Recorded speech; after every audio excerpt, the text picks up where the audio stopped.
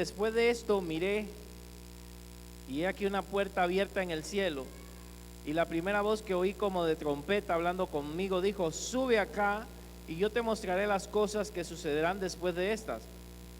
Al instante yo estaba en el espíritu, y aquí un trono establecido en el cielo, y en el trono uno sentado, y el aspecto del que estaba sentado era semejante a piedra de jaspe y de cornalina, y había alrededor del trono un arco iris, semejante en aspecto a la esmeralda, y alrededor del trono había 24 tronos, y vi sentados en los tronos a 24 ancianos, vestidos de ropas blancas, con corona de oro en sus cabezas, y del trono salían relámpagos y truenos y voces.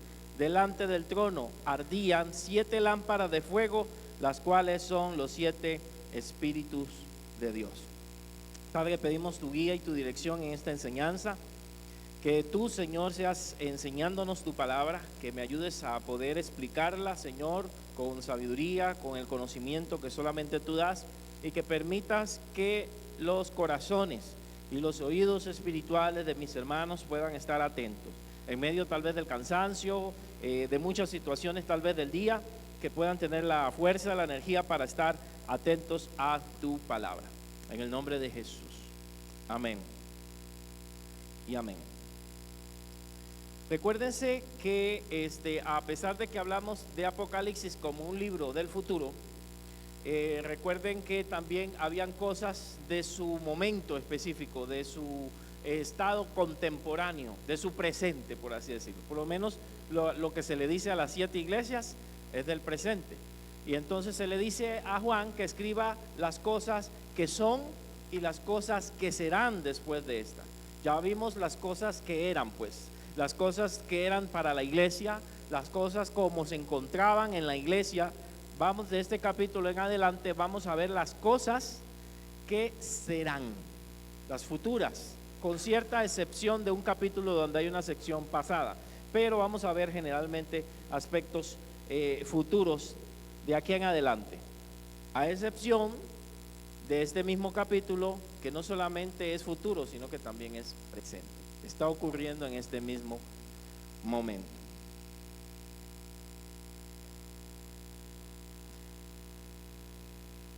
Vamos a pasar a ver eventos futuros, como les dije. Vamos a analizarlos y se nos va a mostrar acerca de la adoración celestial, pero quiero que usted vea que es al Padre. ¿Ok? Vamos, yo sé que Padre, Hijo y Espíritu Santo, nuestra fórmula trinitaria, pero vamos a ver que esta adoración es dirigida al Padre, y la del próximo capítulo va a ser dirigida al Hijo. Entonces yo quiero que tengamos eso muy en claro, y se van a unir este momento de adoración.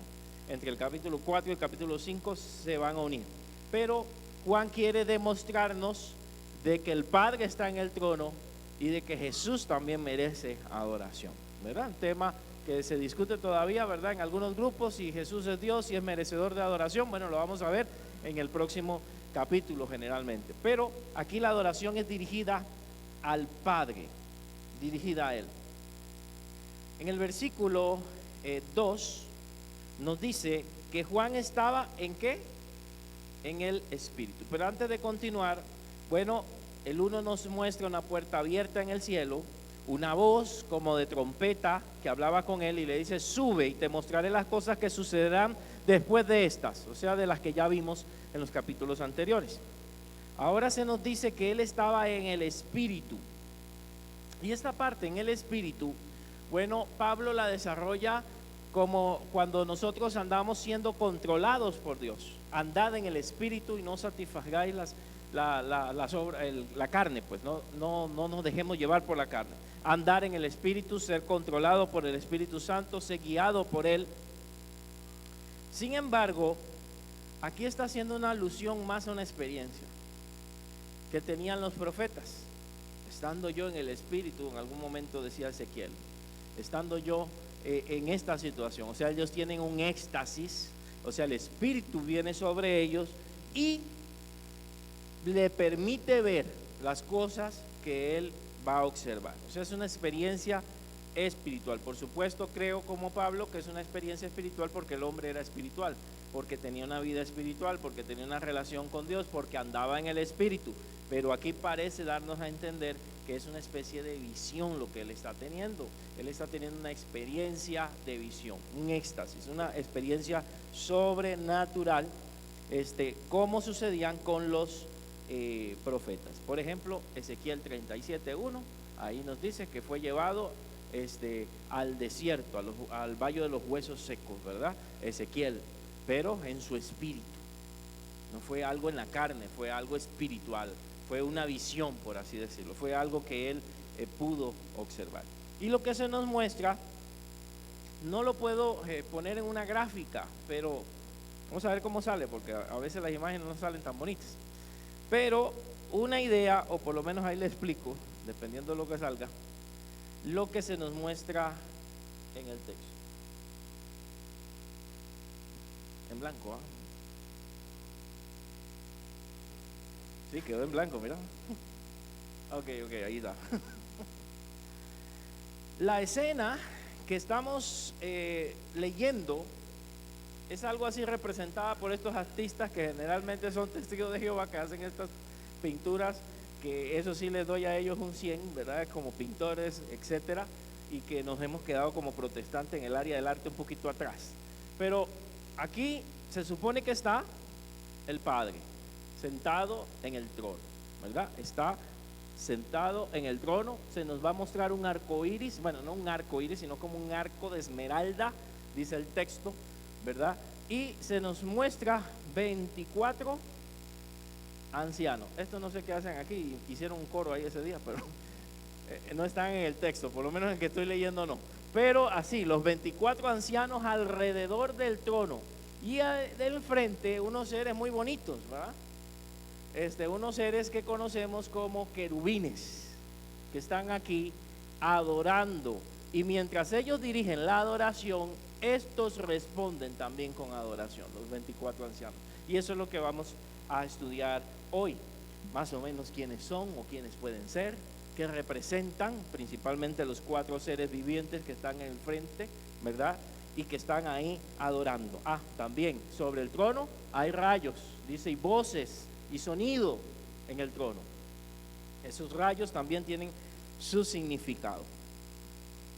Entremos pues en materia, hermanos. En el versículo 2 se nos va a hablar acerca del trono, de lo que vemos en el trono. Se nos dice que el trono, ¿cómo estaba? Establecido. Ya había un trono, ya estaba el trono, ya había sido establecido. No es que Dios apareció ahí y comenzó a reinar, no, ya él reina por los siglos de los siglos. Ya su trono está establecido. ¿Y qué más? Además de estar establecido su trono, ¿hay alguien que? Hay uno sentado. El trono está establecido y hay una persona sentada en él. ¿Por qué lo dice? Hay muchos que creen, si usted, creo que mencioné la palabra agnosticismo, y alguien me preguntó qué era eso, ¿verdad? Hoy lo explico. Los agnósticos no niegan la existencia de Dios, o sea, dicen que no saben si existe o no. Y algunos de ellos dicen, y si existe, nos abandonó, se fue a otra galaxia y nos abandonó aquí y nos dejó con el mal. Nos creó y nos dejó solos. Esa es la idea agnóstica. Un Dios que no le interesa su creación, un Dios que no le importa lo que hacemos, o que no se puede definir si existe. Pero dice que Él está en el trono, está sentado, significa que gobierna, que tiene dominio, que está controlando las cosas. No es que las cosas las están controlando a Él, no es que el mal que está ocurriendo en la tierra, se le salió a Dios de control. No, Él tiene el control, y eso es lo que está diciendo a uno que está sentado. No vio un trono vacío, vio a alguien en ese trono, estaba ocupado ese puesto. ¿Cómo era su aspecto? Ok, de aquí vamos a ver que las figuras que se utilizan, semejante y cómo, es la manera con que Juan trata de describir la visión. él no puede saber cómo era, o sea, no lo puede explicar las cosas que está viendo. Y probablemente lo va a explicar con algo que él conoce. Entonces, eso significa que si alguien tuviera una visión igual, la expresaría diferente con las cosas que hoy conocemos. No de la misma manera. Él conoce de caballos, conoce de carruajes y esa es la referencia. Nosotros conocemos de otras cosas, así que lo describiríamos distinto. Entonces, él ve algo semejante, no ve su rostro, pero dice que su aspecto era como esas piedras preciosas del jaspe y la cornalina. O sea, él estaba reflejando luz, estaba irradiando luz, estaba reflejando como una piedra preciosa, era lo que él estaba viendo. No podía verlo con claridad, pero solo las luces, por así decirlo, que se reflejaban en su rostro. Estamos viendo la majestad de Dios. No lo describe como era, porque a Dios nadie la ha visto jamás. Pero sí logra visualizar un resplandor, logra visualizar como que su rostro es como si fuera de piedras preciosas, como esa iluminación que tienen las piedras, y él comienza a expresarlo, se parece al jaspe, se parece a la cornalina.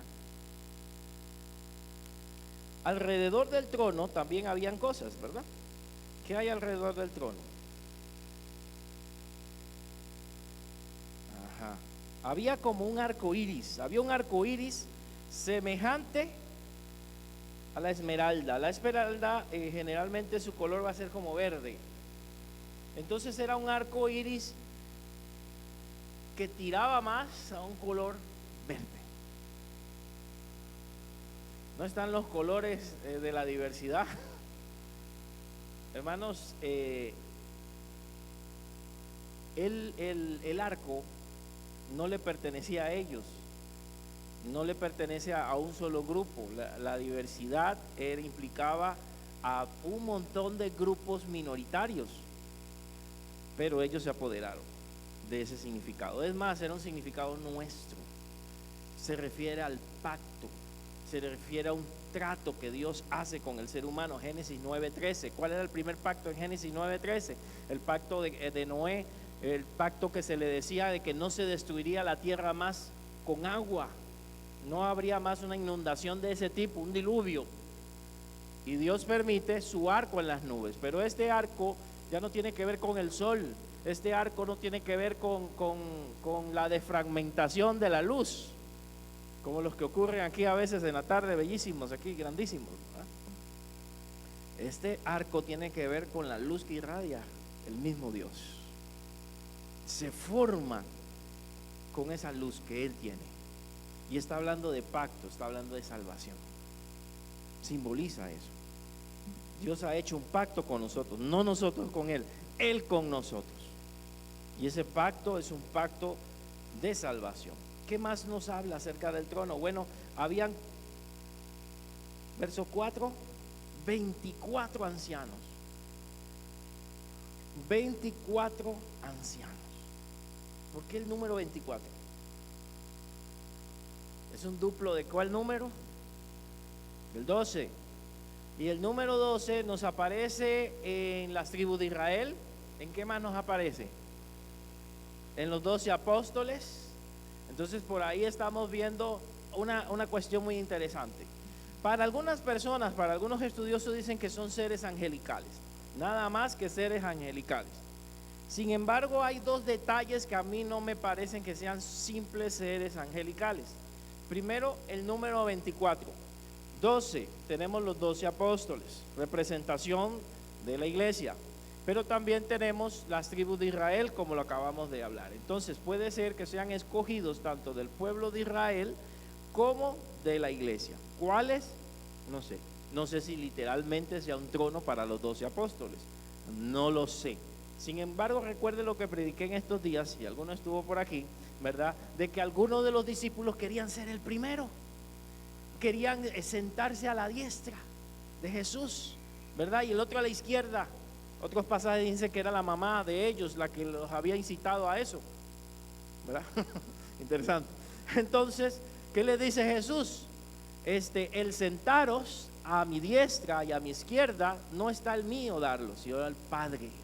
a quien Él ha elegido para eso. Probablemente estamos hablando de estos tronos, de estos lugares.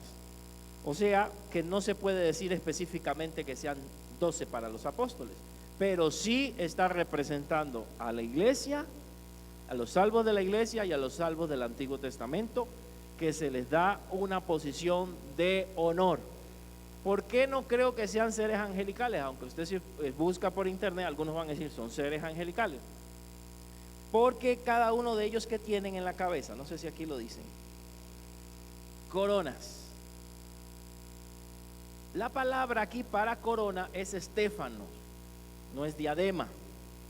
La de diadema es una corona más permanente. La de estéfano, de rey, la de estéfano es una corona que se daba, o era la palabra que se usaba cuando alguien se coronaba por ganar una batalla o por jugar en las Olimpiadas.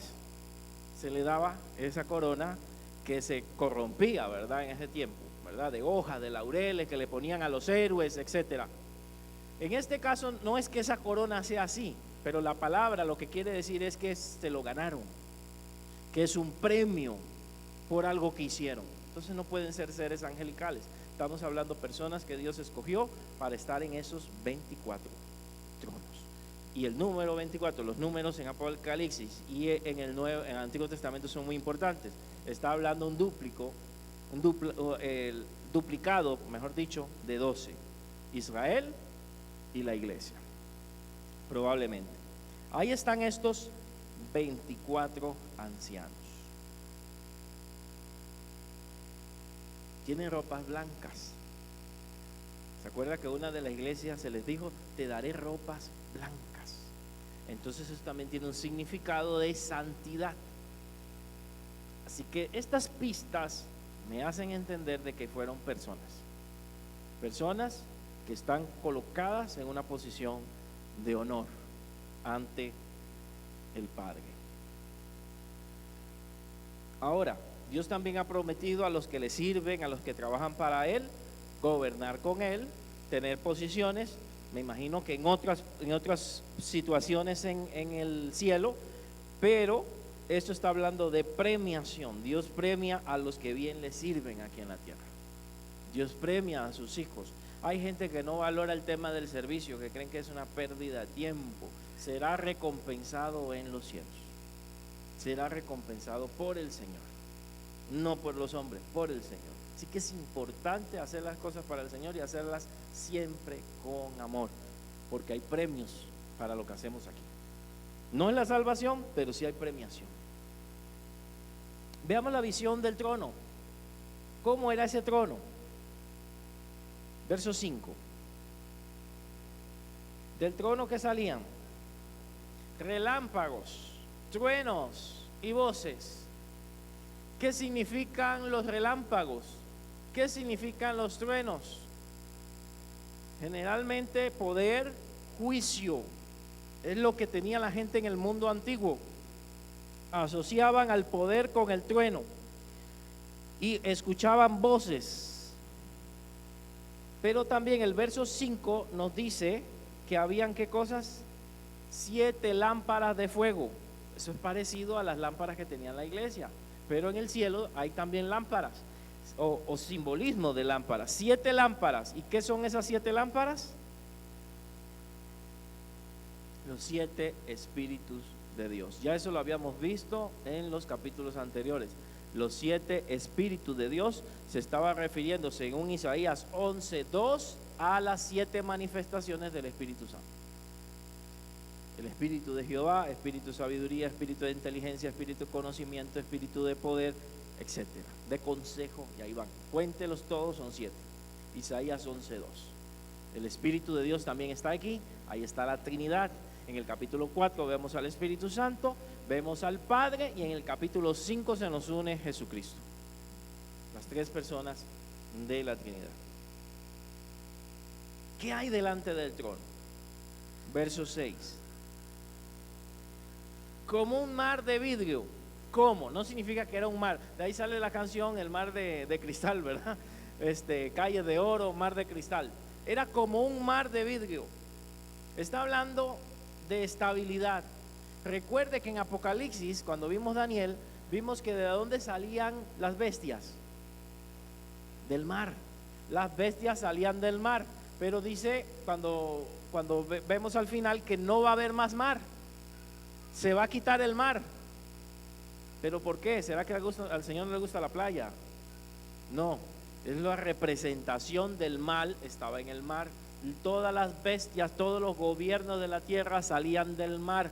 Y aquí el mar es de cristal, no tiene movimiento, está estable. O sea, ya no hay guerras. En Dios no hay esa inestabilidad que hay en la tierra, no salen bestias, es un mar plano, por así decirlo. Es de cristal, serenidad, paz. Es lo que está representando ahí. No un mar turbio, sino paz y tranquilidad. Transparencia, limpieza, santidad. Un mar de vidrio, ahí no nos podemos meter. ¿Y qué hay junto y alrededor? Vea que es en el trono, delante del trono y alrededor del trono. Él está describiendo todo, él está ahí viendo, observando qué hay acá, qué hay atrás, qué hay al frente. Está poniendo atención, está describiendo todo, junto y alrededor. ¿Qué encuentra? 4 hermosos seres vivientes, ¿verdad? Llenos de ojos delante y detrás. Imagínense. Cuerpo lleno de ojos. Bonito, ¿no? ¿Qué simboliza eso? Eso está simbolizando, o sea, si está lleno de ojos es que todo lo ve. No es que ellos todo lo puedan ver. Las cosas que están ahí representan al mismo Dios. Está representando la omnisciencia de Dios, todo lo que Él sabe, todo lo que conoce, todo lo que Él puede ver en estos seres. Tienen ojos por todos lados.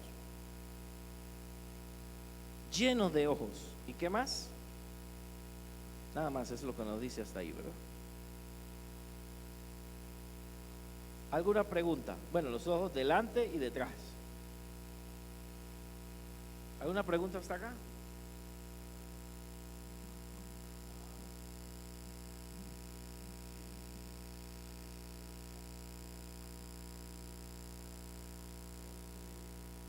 Igual, sí.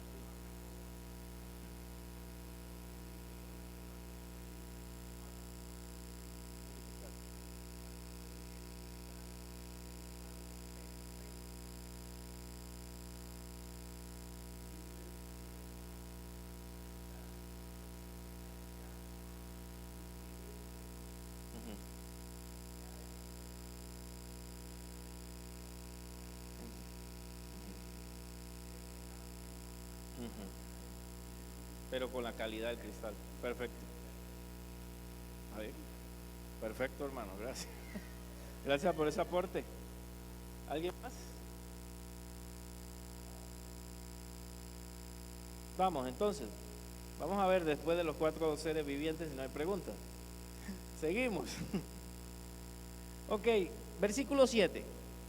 El primer ser viviente era semejante a un león. O sea, semejante, o sea, él lo vio parecido. Mira, los leones de la tierra se parece. Me imagino, le vio, no sé, la melena, todo eso, semejante a un león. Semejante no significa que era un león, pero se le pareció mucho, ¿verdad? A un león. El segundo era semejante a ¿qué? A un becerro. El tercero tenía rostro de hombre. Y el cuarto, semejante a un águila. Nos han metido, ¿verdad? En la costumbre, tal vez en la tradición católica, nos han metido que los ángeles tienen alas, ¿verdad? Generalmente. Pero no todos ellos tienen alas. Solo este ser que está aquí es el único que tiene apariencia humana y tiene alas. Cuando vemos Mateo a Gabriel volando con presteza, no se nos dice que tiene alas, solo dice que volaba con presteza, nada más. Y las apariciones, aún en la resurrección, no se nos muestra personas con alas, se nos muestran jóvenes con vestiduras blancas muy resplandecientes y que a veces ellos confundían y hablaban con ellos pensando que eran simples personas, pero que veían diferentes, sí, por supuesto. Pero aquí generalmente vemos 4 clases de seres vivientes. Uno como león. Los estudiosos creen que el león representa la realeza. Otro como buey o becerro, lo cual representa el trabajo, el servicio, es un animal de servicio. El hombre, la humanidad del mismo Jesucristo, ¿verdad? Y el águila generalmente era un animal que utilizaban para representar la divinidad, el águila. Así que probablemente esta sea su representación. Algunos, yo no tanto, pero algunos ven en esto también 4 caras del Evangelio: Mateo, Marcos, Lucas y Juan. De alguna manera, la forma como se revela Jesús en los 4 evangelios. Yo no tanto, porque hay textos que nos muestran todas las áreas, pero por ejemplo, hay textos que nos habla más de la realeza de Jesús. Mateo nos habla bastante de la realeza de Jesús, Jesús como el Mesías. Otros textos como Marcos nos habla más del servicio de Jesús. Y ahí podemos, Juan, sobre la divinidad, ¿de dónde sale Jesús? ¿Cuál me queda? Lucas. Esa es una división, pero no hay texto que lo apoye, pero algunos piensan así. Es más, para que usted sepa, la denominación evangelio completo viene de eso, de esa idea, de los cuatro evangelios. Y su logo era 4 cabezas, para hablar del evangelio, el evangelio cuadrangular, no completo, cuadrangular, de los 4 lados, cuadrangular. Las iglesias cuadrangulares usaban este símbolo para hablar de los 4 evangelios y las 4 personalidades o 4 referencias de Jesús: su realeza, su servicio, su humanidad y su divinidad. Un dato para que usted lo pueda tener en cuenta. Características, verso 8. ¿Cómo eran? Y los 4 seres vivientes tenían cada uno, ¿cuántas alas? 6. Y 6, y alrededor y por dentro estaban llenos de ojos, y no cesaban día y noche de decir: santo, santo, santo es el Señor. Si usted le pone cuidado a estos seres con una cabeza de un animal, yo no sé si ha visto culturas que también representan a algunos seres espirituales así, a memoria. Una de las más famosas, bueno, los hindúes, los egipcios, ¿verdad? En su cabeza de perro, ¿verdad? Otra en forma de gato. Ellos tenían la idea que sus divinidades eran estos seres. No sé si eran demonios lo que se les presentaba, ¿verdad? Y los representaban, puede ser, pero vea que los seres más altos tenían esta representación. Hay una idea, eso también se le llama, en Ezequiel se les dicen querubines. Hay una idea de que Satanás era uno de ellos también. No sé, ahí lo dejo, pero hay esa posibilidad. 6 alas, Isaías 6, 1, 2. ¿Qué tal si nos vamos a Isaías un momento? Isaías 6, versículo 1.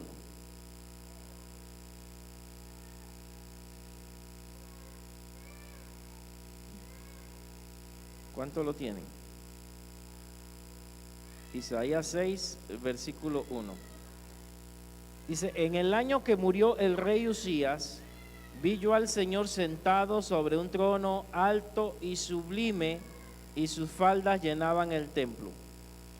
Por encima de él había, esta palabra cambia, no es querubines, sino serafines. Cada uno tenía 6 alas. Con 2 cubrían sus pies y con 2, sus rostros, perdón, con 2 sus pies y con 2 volaban.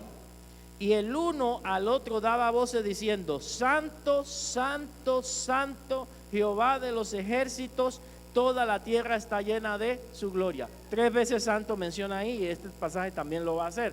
Pero dice que estos seres no nos mencionan cómo eran, solo nos dicen que tenían 6 alas, con 2 cubrían su cara con dos sus pies y con los otros dos volaban. Estaban cerca de la presencia del Señor cuando Isaías ve la visión del trono de Dios. Serafines significa seres de fuego.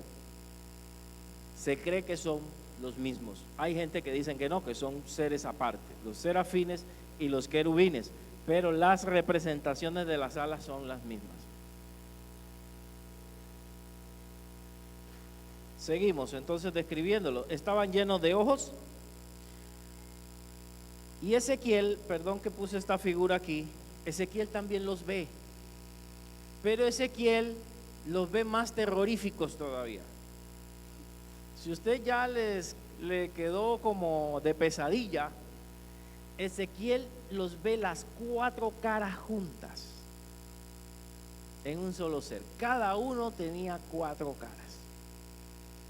En Apocalipsis lo ve con rostros separados, pero Ezequiel los mira todos juntos. No sé si estaba viendo bien o no, pero así lo describe él. Cada uno tiene 4 caras y las mismas caras, de becerro, de león, de hombre y de águila. Otros dirán, no, son seres aparte. Para mí son los mismos de Isaías, los mismos de Ezequiel, los mismos de Apocalipsis. Tal vez cambian sus formas y todo, pero para mí son los mismos por las características que presentan ellos. Ahorita lo vamos a ver si Dios lo permite.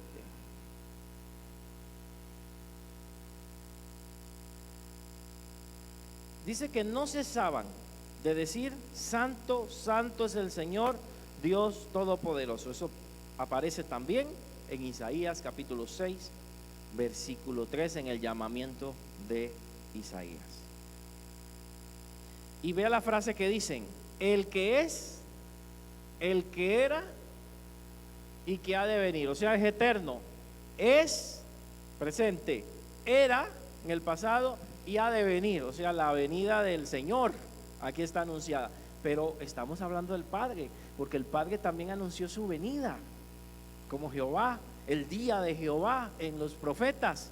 Pero en Jesús se van a unir el día de Jehová y el día de la venida del Señor, es lo mismo, pero aquí lo estamos viendo por separado, y en el capítulo 5 une las dos ideas teológicas, que Jesús y el Padre son lo mismo, pero aquí está por separado, el que era y que era, el que es y que ha de venir. Pero si usted ve en Apocalipsis 1:4, ¿a quién se le dice eso?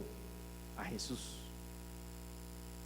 Entonces Jesús y el Padre son lo mismo, el que es, que era y que había de venir. Aunque aquí se está hablando del Padre, es la misma referencia que se hace en el capítulo 1, versículo 4 a Jesucristo, el que es, que era y que había de venir.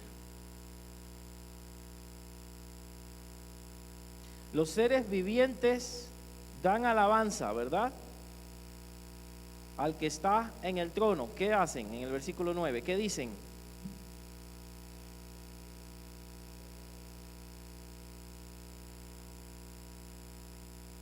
Tres formas de adoración: gloria, honra y acción de gracias. Cuando damos en nuestra vida la gloria a Dios, cuando todo lo que hacemos es para Dios y no para nosotros mismos, cuando damos la gloria en todo lo que hacemos para el Señor, cuando honra significa respeto, cuando respetamos a Dios cuando nadie nos ve, nuestro testimonio, cuando honramos a Dios con nuestros bienes, cuando respetamos a Dios en todo momento, pero también cuando damos ¿qué? Acción de gracias, cuando damos nosotros acción de gracias también. Esas tres formas de adoración deben estar presentes en nuestra vida igual: dar siempre gloria, dar siempre honra y dar siempre acciones de gracias.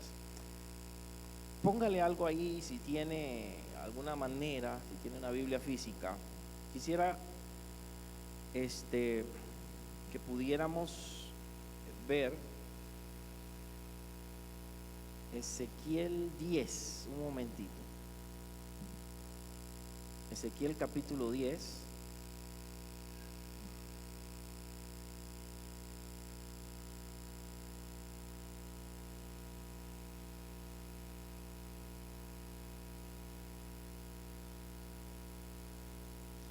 Ezequiel 10:16 también nos habla de los querubines que les estaba hablando.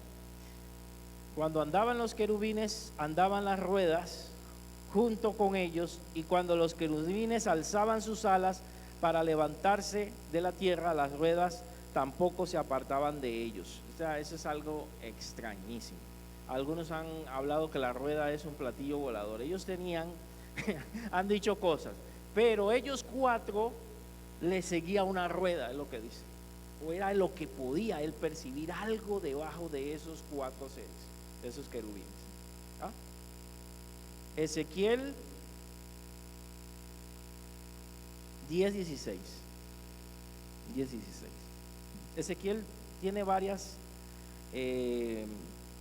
habla de ellos varias veces. En el verso 14, por ejemplo, y cada uno tenía cuatro caras. La primera el rostro de querubín, la segunda rostro de hombre, la tercera cara de león, la cuarta cara de águila. Estamos hablando del mismo ser.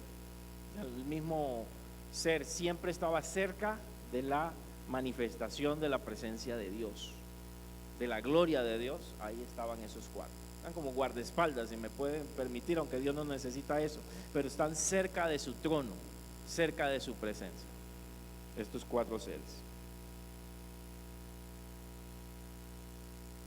Seguimos entonces. ¿Alguna pregunta sobre ellos? Sí.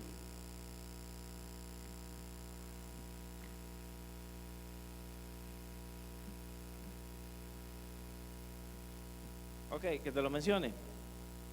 Ok, en el texto dice querubín, usa la palabra querubín, ¿verdad? A menos que, no sé si mi traducción me defrauda. La segunda hombre, la tercera cara de león y la cuarta cara de águila. O sea, está hablando de querubín al buey, en este caso. Cambia, es la única palabra que cambia, querubín o buey, que aparece en las demás. ¿Algo más? Pero la diferencia no hay problema, es el mismo. Para mí es el mismo. Vamos a los 24 ancianos, hermanos. Espero que no sueñen con estas cosas. Verso 9. En el verso 9, Apocalipsis 4:9, volvamos a Apocalipsis 4:9. ¿Qué nos dice? Alguien que lo pueda leer, por favor.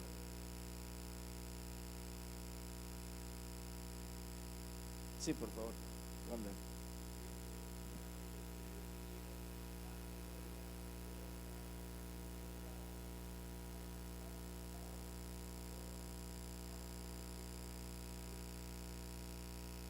Ok.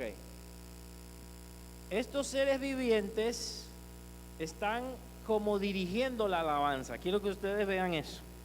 Ellos, si me permiten esas palabras, ellos están ministrando la adoración. Ellos son los que están al frente. Ellos los que están presidiéndola. Por eso la referencia que algunos creen que Satanás era uno de ellos. Está presidiendo la alabanza. Están presidiendo. Y cuando ellos adoran, los demás adoran. Cuando ellos expresan su alabanza, se levanta la adoración. Entonces, aquí hay muchas cosas que pudiéramos hablar sobre la adoración por mucho tiempo. Es cierto que nadie nos debe obligar a adorar. Yo estoy de acuerdo. Es algo del corazón. Pero sí puede haber dirección y sí puede haber motivación, sin manipulación. Pero sí puede haber alguien que motive a que usted alabe a Dios, sin manipular, porque hay casos extremos de manipulación. Pero si hay alguien presidiendo, si hay alguien motivando, y lo hacen ellos mismos adoran con su propia vida. Y los 24 ancianos le siguen. Y yo me imagino que es una cadena, ¿verdad? Si nosotros que estamos al frente o que servimos a Dios de alguna manera, no damos el ejemplo en la adoración, menos lo hará la congregación. Es más por el ejemplo que por las acciones. Por supuesto, entiendo que la adoración es más que un evento del momento, es vida. Vivimos la adoración día tras día, dentro y fuera de un templo, en nuestra casa, nuestra santidad. Pero aquí estamos hablando de un momento de exaltación hacia Dios. Los cuatro seres vivientes adoran. ¿Y qué hacen? Verso 10, ¿qué hacen? Se postran Cuando los seres vivientes alaban, adoran, entonces los 24 ancianos se postraron y él está viendo el servicio, está viendo el culto y ve que se postran, que se arrodillan, y postrarse era tirarse al suelo. Ellos tenían tronos, ellos tenían posiciones, podían quedarse ahí en su tronito ahí tranquilo mientras los ángeles y los demás adoran, pero ellos son los primeros en adorar. Se postran delante del que está sentado en el trono y adoran al que vive por los siglos de los siglos. ¿Qué más hacen?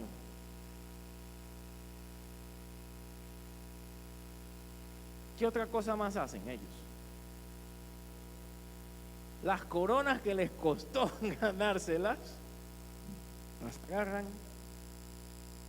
y la colocan en el suelo, delante del trono. ¿Qué indica eso? El texto no nos dice, nada más que usted imagínese, como dijo mi hermana Brenda, esa escena. Los bichitos no, imagínese esa escena. Ajá, se postran, tiran sus coronas. ¿Qué representa eso? ¿Qué quieren decir con esa acción? Humildad, humillación. Esta corona es tuya. Tú eres el único rey. Tú eres el único que gobierna. La posición nuestra es prestada, es tuya. Y es la misma actitud que debemos de tener nosotros cuando servimos a Dios, cuando tenemos un cargo, cuando Dios nos bendice, decir: esto es tuyo. Tú eres el que gobiernas. Tú eres el dueño de mi corona. No me lo he ganado por mis propios méritos, es tuyo, te pertenece. Y eso es lo que hacen los 24 ancianos. Pero no olvide que quienes están dirigiendo ahí la alabanza y la adoración, prácticamente, si me permiten usar esas palabras, porque quién sabe cómo se llamará ahí, son los 4 seres vivientes. Cuando ellos hacen esto de adorar y de expresar alabanzas, los 24 ancianos se postran y también adoran al que vive por los siglos y echan sus coronas delante de él. Hay una imagen que ahí está, para que tengamos una idea. ¿Quiénes son? No es tan importante como saber lo que están haciendo.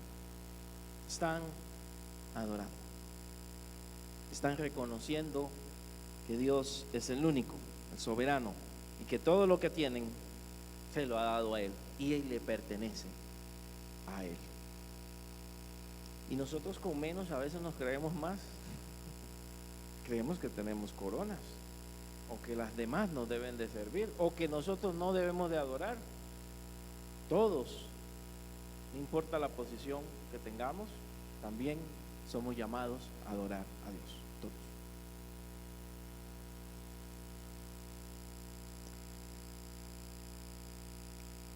Versículo 11. ¿Qué dicen ellos? ¿En qué consiste su adoración? En palabras. Hay unas palabras aquí. Esas alabanzas que ellos mencionan, ¿cuáles son? Señor, digno eres de ¿qué? De recibir la gloria, la honra y el poder. Hay cantos de esos por doquier. Digno eres de recibir la gloria, la honra y el poder. Tú eres digno. Tú mereces esa gloria. Esta frase se le va a repetir a Jesús ahora, más adelante. Pero se la están dando al Padre. No lo olvide, para que en 15 días no se lo olvide. Al Padre. La adoración del capítulo 4 es al Padre, al que está sentado en el trono. Capítulo 5 es al Hijo, al Cordero que ha vencido. Aquí están adorando al Padre y le dicen que es digno de recibir la gloria, la honra y el honor. ¿Por qué razón el Padre es digno de recibir nuestra alabanza? ¿Por qué razón tenemos que alabarlo nosotros? Es algo voluntario, sí, pero créame que es voluntario, sí, pero Él lo exige. No lo puedo exigir yo no soy el dueño de sus vidas, pero Dios sí lo exige. ¿Por qué? Hay una razón. Exacto, porque tú creaste todas las cosas, o sea, me incluye a mí. Fui un ser creado por Él, tengo que adorarlo. tengo que alabarlo con mi vida, tengo que guardarme para Él, tengo que vivir para Él, tengo que vivir en santidad, tengo que expresarle adoración. La adoración también es el estudio de la palabra, la reverencia en el templo, todo eso es adoración. No se limita a cánticos, no quiero que usted piense que solamente es cántico, sí es parte de Él, pero no es la única forma de adorar a Dios, es parte de Él. Adoramos a Dios con toda nuestra vida. Y vea que también adoramos a Dios también con nuestro cuerpo. Si se puede decir cuerpo, porque ahí están en un estado glorificado ellos, pero ellos se postran. Sé que hay extremos, ¿verdad? Hay gente que hace desórdenes con supuesta adoración y lo que hace es un show, yo entiendo. Pero eso no nos limite a que si nosotros sentimos adorar a Dios con mis manos, me quiero postrar, es para Dios, no es para que me vean, es delante del Señor. Y ejemplo que lo hacen en el cielo, ¿verdad? Ese es el mayor ejemplo. Y no creo que ellos estén figurando. Todo lo que sea exhibicionismo, ahí está en problema. Pero aquí ellos están adorando al Padre, se postran ante Él y lo adoran, porque Él creó todas las cosas. ¿Alguna pregunta acá? Este capítulo está conectado con el siguiente, pero lo vamos a ver en la próxima. Este capítulo va unido al capítulo 5. Después nos hablan de Jesucristo. ¿Se puede adorar a Jesucristo? Jesucristo es Dios, ¿verdad? Por ahí algunos dudaban. Capítulo 5 lo deja bien claro. Si es digno o no es digno de recibir la gloria, la honra y el honor. Capítulo 5 nos los va a aclarar. Y Juan aquí va a unir el Padre y Jesús, es lo mismo, digno de recibir toda gloria. ¿Preguntas? No. Por tu voluntad existen y fueron creadas todas las cosas. Cuando se nos habla de Jesús, también en el Nuevo Testamento se nos dice que todo fue creado por Él, por medio de Él y para Él. También se aplica a Jesús.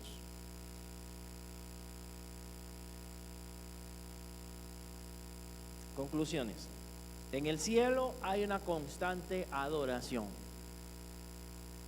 No puede ser menos en la iglesia de Jesucristo, no puede ser menos en los salvos de Jesucristo. Nosotros tenemos que tener una vida que adore a Dios constantemente. Decía alguien: vamos a estar adorando a Dios todos los días, qué aburrido. Todos los días culto, decía esta persona, era un muchacho, por cierto, ¿verdad? No, también se va a servir a Dios, también se sirve, también se le alaba, pero también se trabaja para Él. Pero la adoración es una constante delante de Él. Debe ser una constante delante de nosotros. Si no estamos acostumbrados a adorar, no sé qué vamos a hacer allá. Si aquí el culto nos cansa, no sé cómo vamos a hacer allá. Yo sé que estamos en un estado glorificado, pero es ironía. Aquí en la iglesia es una práctica de lo que vamos a hacer en el cielo. Allá no van a tener pastor ni predicador, es el mismo Dios, su palabra directa. Ahí yo me siento a escuchar, como todos. Nuestra adoración debe ser ¿qué? Espontánea. Sí, pueden haber hermanos que estén, los directores de culto o los de los grupos de alabanza o de cantos, pueden guiarnos, pero esto debe ser natural nuestro. No podemos llegar al extremo de que tenemos que prácticamente ir y pullar a los hermanos para que hagan algo. Nos podemos caer en manipulación, y no es eso. Tiene que ser espontáneo, y si usted tiene una vida con el Señor, eso es espontáneo. ¿Cómo fue espontáneo? Ve a los 24 ancianos. Cuando ven la adoración, ellos dicen: ¿qué? Nos toca cantar ya. ¿Qué es la ofrenda? No, ellos van y se postran inmediatamente. Ellos saben lo que tienen que hacer. Están conectados. Uy, pero no han empezado a cantar. No me han dicho cuál es. Si no me la sé y puedo orar también, puedo hablar con el Señor, puedo hacer otras cosas. Adorar a Dios es más allá del canto. Puede tener elementos físicos y verbales, sí. Como latinos, nos movemos un poquito, ¿verdad? Difícilmente no nos movemos, que no es nuestra costumbre, no nacimos tal vez en esa cultura de otras iglesias, pero no es malo postrarse, no es malo, no es pecado levantar las manos, no es pecado aplaudir tampoco, lo que quiera hacer mientras sea decentemente y con orden, pero es para Dios. Si lo hago para que me vean, ahí estoy fatal. Lo que haga físicamente es para Dios. Me postro delante de él. Ellos se postraron delante de él. Ya eso casi no se ve. Gente que llegue temprano a un culto y que estén ahí sentados no, postrados ahí orando para que el servicio funcione, para que todo salga bien. Eso ya desapareció, hace años no se ve. Que Dios cambió, que ahora no necesitamos que Dios se glorifique. Dios es el mismo. Que hemos cambiado, a veces hemos sido nosotros. En la adoración se declara, y perdone la palabra porque no me gusta esa palabra al uso que se le da hoy en día, la declaración positiva, no es esa, aclaro. Declara es una proclamación, se proclama. ¿Qué proclaman? ¿Quién es Dios? Que es digno de recibir el poder, la gloria y la honra. Si alguien me dice aquí, yo no sé cómo adorar cuando estoy orando, solo dígale a él lo que usted piensa que él es, lo que dice la Biblia que él es. Es bueno, grande, es poderoso, maravilloso.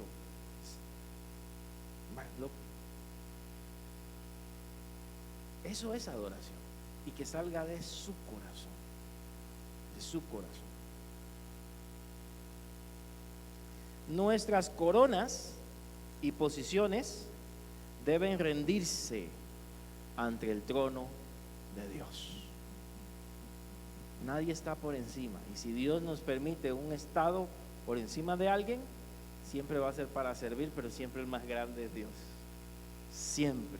Y eso no nos exime tampoco de adorar, de alabar y de hacer lo que los mortales y lo que las otras personas también tienen que hacer.